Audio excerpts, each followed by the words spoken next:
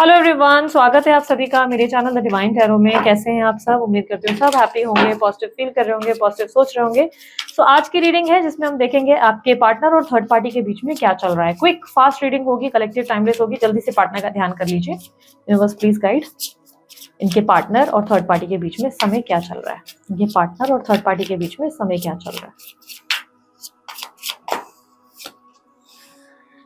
Judgement, 5 of wands, fool, king of pentacles, knight of swords. Bottom of the deck में है दी moon.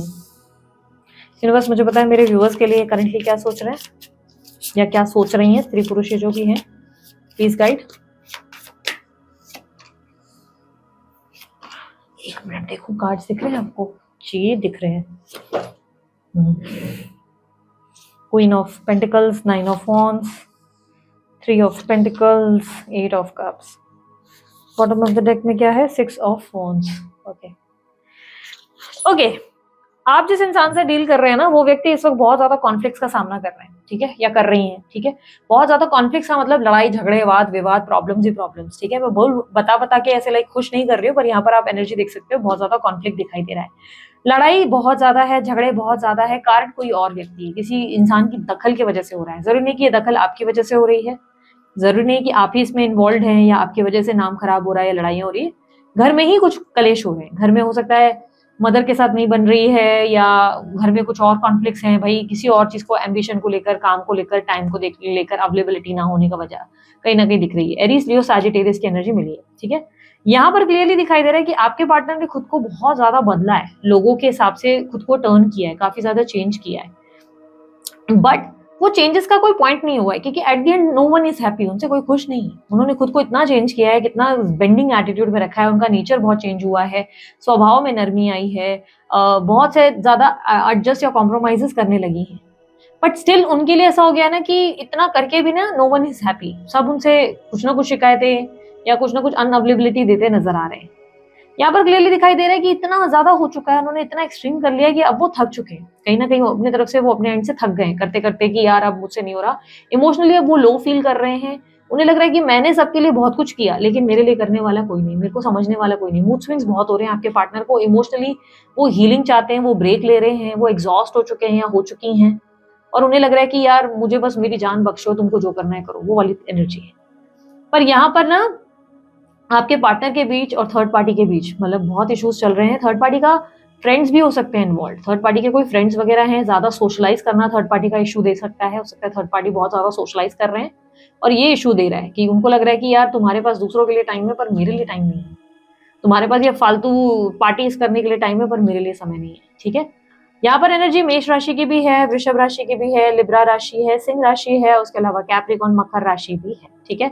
Number 5, number 6, number 7, number 1, number 12, number 13, number 16। Okay, ये number ज्यादा reflect हुआ है, number 9 भी reflect हुआ है। ओके, आपके पार्टनर थक चुके हैं, उन्हें लग रहा है मैं इमोशनली बहुत ज्यादा अब डिस्टर्ब हो चुका हूँ, डिस्टर्ब हो चुकी हूँ और मैंने बहुत किया है तुम्हारे लिए, लेकिन यू आर द वन जिसके पास मेरे लिए टाइम ही नहीं है, जो मेरे लिए इमोशनली कभी अवेलेबल ही नहीं है, जिसके पास सिर्फ और सिर्फ बाहर घूमना है, एंजॉय करना है, खाना है, पीना है, ये जिंदगी जीनी है। और पर मैं कहाँ हूँ? वेयर एम आई? मेरे लिए तुम्हारे पास टाइम नहीं, केयर नहीं है, लव नहीं है, तुम्हारी अवेलेबिलिटी नहीं है। अगर ये उनके काम की वजह से उन्होंने आपको जो है सैक्रिफाइस किया था, तो उनके काम में बहुत ज्यादा इश्यूज चल रहे हैं, ठीक है। तो there are lots of issues. और यहाँ पर दिख रहा है थर्ड पार्टी में बहुत बचपना है, बहुत ज्यादा इमेच्योरिटी है, जिससे वो थक गए, इरिटेट हो गए। उन्हें लग रहा है कि कोई मेच्योरली उन्हें समझ ही नहीं पा रहा था। वे केयर वगैरह आपसे बहुत मिलती थी, सपोर्ट बहुत मिलता था, वो उनसे मिल नहीं रही है, वो उससे खुश नहीं है, ठीक है। यहाँ पर कहीं ना कहीं दिखाई दे रहा है रीजन क्या है, आपके पार्टनर और उन दोनों के बीच में एक अंडरस्टैंडिंग नहीं है। थर्ड पार्टी बहुत इमेच्योर बच्चों की तरह बिहेव कर रहे हैं। उनको ऐसा है कि मेरे को ये नहीं चाहिए, वो मिला है, मतलब एक होता है ना, मेरे को एंजॉय करना है, हैप्पी रहना है, ठीक है। ये चांसेस है कि थर्ड पार्टी के बिहेवियर में इतना ज्यादा खराब चेंज आया है, इतना मतलब होता है ना, इतना मनचलापन आ गया है कि वो थक गए हैं, आपके पार्टनर इरिटेट हो गई हैं या हो गए हैं उनके बिहेवियर से। मनचलापन मतलब ये भी हो गया कि या तो उनके अंदर जो है ना वो मस्ती वाली एनर्जी आ गई, सोशलाइज करने के नाम पर कुछ एक्सट्रीम हरकतें कर रहे हैं। एक होता है ना कि ज्यादा ही दोस्तों के बीच उठना बैठना, ज्यादा छोटे कपड़े पहन लेना, और या तो फ्लर्टिंग करना, हंसी मजाक, मतलब इस तरह फालतूगिरी करना।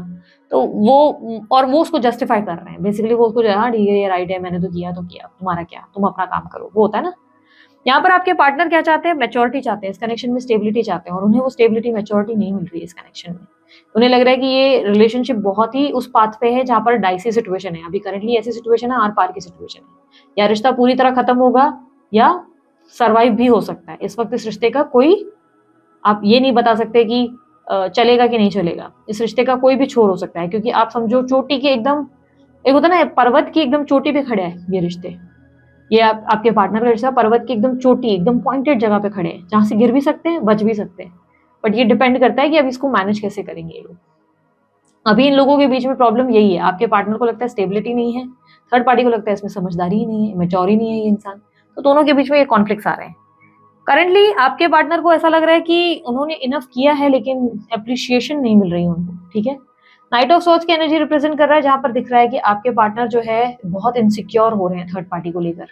देखो थर्ड पार्टी कोई भी हो सकते हैं, रिलेशनशिप हो सकता है, या मे बी मदर है, मे बी फादर है, या जो भी है, इनसिक्योर यानी कि उन्हें ऐसा लग रहा है कि यार मैं तो इन लोगों के लिए हमेशा अवेलेबल रहता हूँ, पर एक यही मेरे को क्यों टाइम नहीं दे रहे। तो इनसिक्योरिटी, ऑब्सेशन, पागलपन कि मुझे इनका टाइम चाहिए बट ये मेरे को वैल्यू नहीं कर रहे, मैंने फैमिली के लिए इतना किया पर ये फैमिली मुझे वैल्यू नहीं कर रही, तो वो वाली दिक्कत दिखाई दे रही है, जहाँ पर ये बहुत ज्यादा इरिटेट हो रहे हैं, इरिटेशन फील हो रहा है। मून की एनर्जी रिप्रेजेंट हो रही है कि बहुत उदास है, मायूस है, अकेलापन फील हो रहा है, बहुत लॉस्ट फील हो रहा है, ऐसा लग रहा है कि अरे यार एक ऐसा कनेक्शन है जिसमें मैं खुश नहीं हूँ, इमोशनली मुझे कुछ भी नहीं मिल रहा है, मैं पूरी तरह खाली हो चुका हूँ, खाली हो चुकी हूँ, वो वाली फीलिंग इनको आ रही है।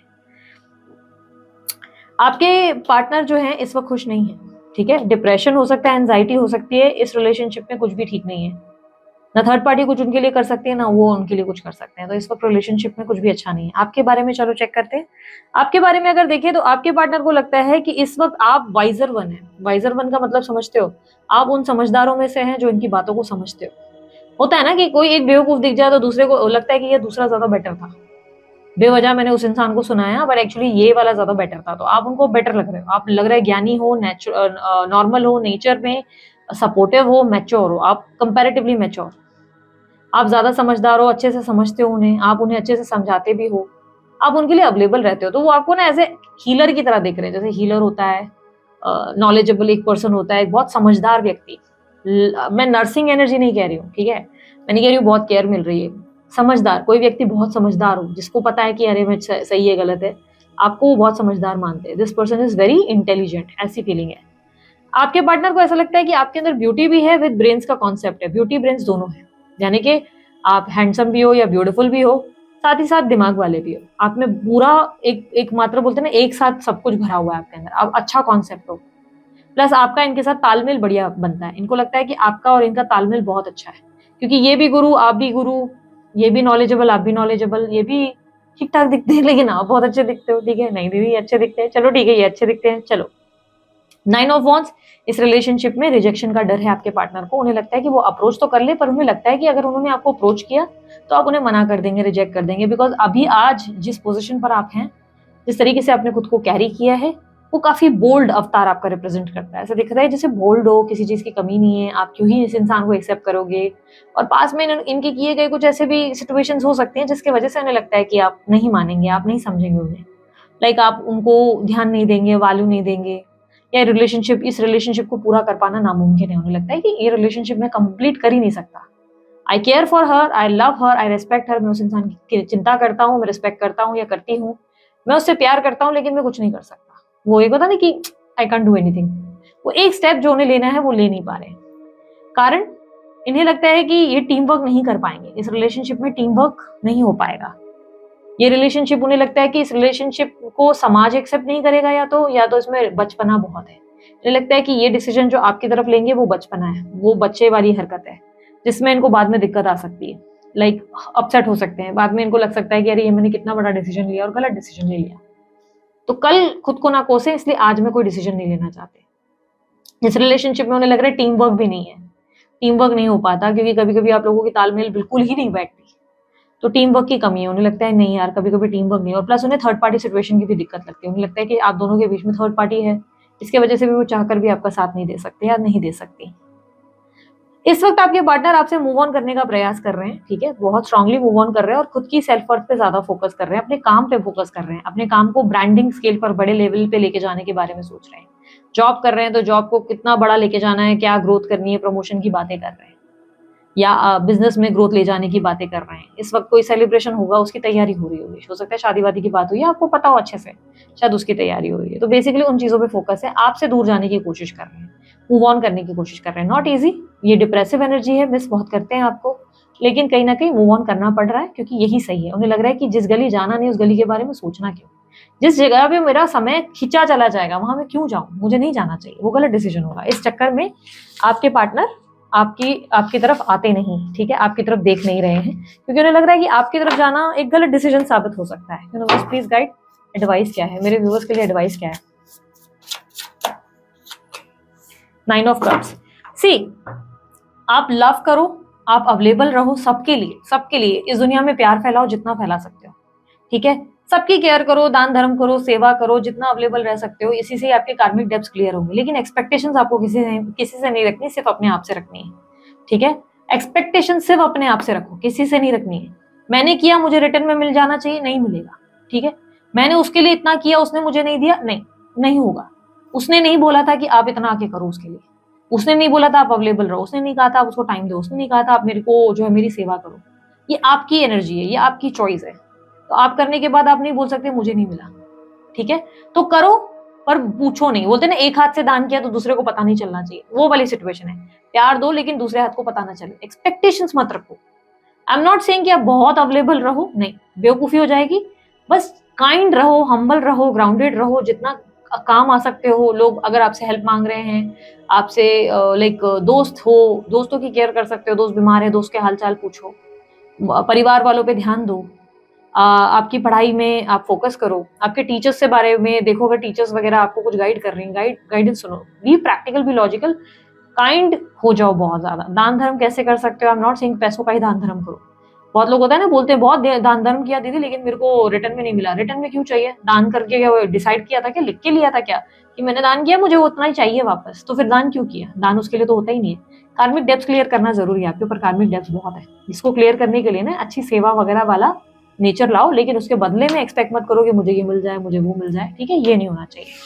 Okay, so this is it, ये थी आप लोगों की रीडिंग। ये क्विक रीडिंग अच्छी लगी लाइक शेयर सब्सक्राइब कीजिएगा। बाकी पर्सनल रीडिंग और बाकी सारी डिटेल्स के लिए आपको डिस्क्रिप्शन बॉक्स में और स्क्रीन पर डिटेल्स मिल जाएंगे। अभी के लिए इतना ही, बाय, टेक केयर, ओम साई राम।